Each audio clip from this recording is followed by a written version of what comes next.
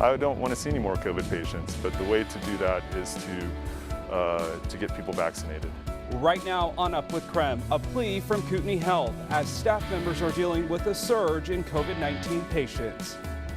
Concert giveaways, free food, and vaccines. We explain how you can win a giveaway at Spokane Arena's Vaccination Happy Hour.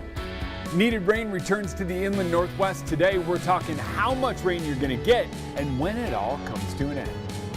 An attempt to get into the cockpit of a Delta flight is costing a man over $50,000. But this isn't the first time somebody has paid a soaring fine in the skies. Up with KREM starts right now. Look at this. Good morning and welcome to Up with KREM. The route of the Hiawatha Scenic Bike Trail will open Memorial Day weekend. The downhill trail straddles the Idaho-Montana state line for 15 miles. Riders will roll through 10 dark tunnels and cross 7 elevated steel train trestles. Coming up later this morning, how you can get tickets and rentals for the trail. I've never done this. Now, this is my huge bucket list item for the Pacific Northwest. I am so excited. Jeremy, if you do Adventures with Jeremy, can you take me along? Oh, Me yeah, too. Of course. You're invited. Tim, you want to come? You got What a is bike? that bike called with 3 people? A tricycle? No, with no. 3 people Yes, riding. I can't remember what it's There's called. a Anyways, 3-person bike? yeah, we'll Google it. Anyways, I was going to say Jeremy could do all the pedaling. All right. We would. Okay, that would be so funny. But yeah, hopefully they have one of those. Yeah, Dana Marie, I've heard you're great at mountain biking, so. Yeah. Last time I went mountain biking, I broke my collarbone. Oh, so no. that was pure sarcasm coming from Jeremy. Yeah, well, we'll just put a helmet on you and we'll get out there and we'll have some fun. That is going to be an adventure with Perfect. Jeremy coming up here in just a bit. But right now, we're seeing some needed rainfall up on that trail and here in the inland Northwest as well. And you can see it coming down in Coeur d'Alene early on this morning. Here in Spokane, I'm standing on South Hill. There were a few sprinkles earlier. A couple of breaks in the clouds above me right now.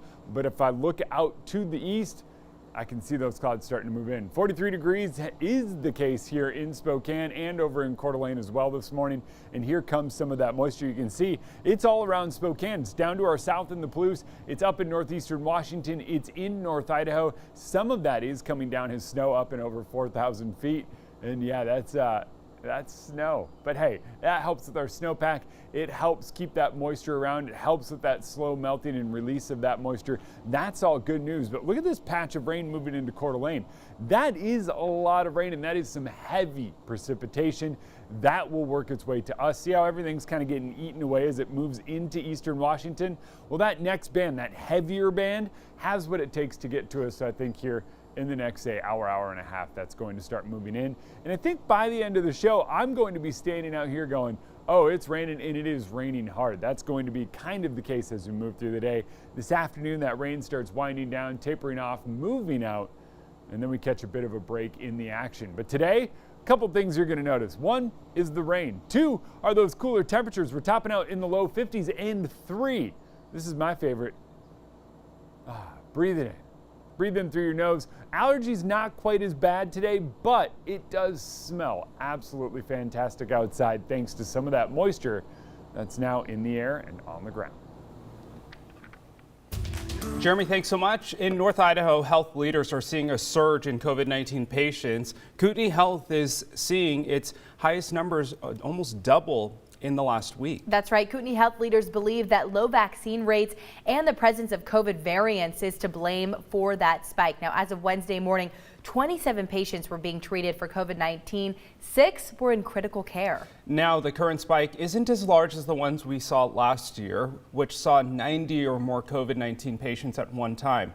But Kootenai Health leaders still aren't liking what they're seeing, especially in the case rate of young people. We are seeing severely affected young people, which we hadn't seen as much previously. We had seen a lot of over 65 in our ICU. Now we're seeing anywhere between 20 and 65. We still have some nursing home patients or some people that are over the 65 group, but it's been surprising on how many people under 65. Well, Kootenai Health says vaccine hesitancy is the biggest factor behind the spike. Nationally, about 56% of people aged 12 and older have gotten at least one shot. In North Idaho, that sits at just 36%. The same trend appears in those fully vaccinated. Nationally, a little more than 44% of those eligible are fully vaccinated. In North Idaho, it falls to 32%. Now, doctors at Kootenai Health recommend people use the Idaho Vaccine Finder to schedule vaccine appointments. They say there is enough supply to meet vaccine demand. 6:04 now on your Thursday morning. It's time for your morning rush. More news in less time. Let's get right to it. Spokane County has received $50 million in funding from the American Rescue Plan. The county will get another $50 million within the next year, which must be allocated by December of 2024. Now, the county says, along with additional federal relief already that they've received, they will work with the community to assess and identify areas that still need relief. 2 women in Washington are suing Amazon, claiming they faced discrimination and lost their jobs for reporting it. Now, one woman who worked in Everett said her supervisor made several racist comments about Latinos. She says she was fired after reporting it to HR. Another woman who is black said she was called a racial slur during a call with her supervisor. After reporting it to HR, she says she was put on improvement plans. An Amazon spokesperson reports the company conducted investigations in both cases and found no evidence to support the allegations. The city of Malden is prepping for wildfire season by replacing old equipment and getting more people to become volunteer firefighters. More than 80% of homes burned in a fire there last year. It received nearly $4 million from the state to buy equipment and add more fire hydrants. Commissioner Hillary Franz delivered a new fire engine to replace the one Malden lost last year. Schools will soon have to offer students free menstrual products on campus thanks to a new law. 6 students from Lake Washington High School in Kirkland testified before lawmakers about this bill, which requires high school and middle schools to offer menstrual products for free in their bathrooms. That will start in fall of 2022. Students say not having access to these products should not be a reason to keep students from coming to campus. I know when I miss a day of school, I have a lot to catch up on, and these kids were missing up to a week every single month, while their peers and male counterparts are getting ahead on the material, the projects, and the tests. And we have to ask ourselves, how is that fair? And it's not. Some districts already offer the products free of charge in the nurse's office, but the students fought to have them provided without students asking for them. Excuse me. Well, job growth is slowing in Washington. The latest job report found the state gained 11,000 jobs in April, less than half of the jobs added the month before. Now, the unemployment rate remains unchanged at 5%. And that's your morning rush. More news in less time. Let us know what's happening in your neighborhood by using the hashtag #WithKREM on social media. Well, this week, something exciting. You can get a free tree at Dishman Hills. Yeah, pretty exciting. And this morning we do have Nicole Hernandez live at the Wilson Conservation Area with details on the event. Good morning, Nicole.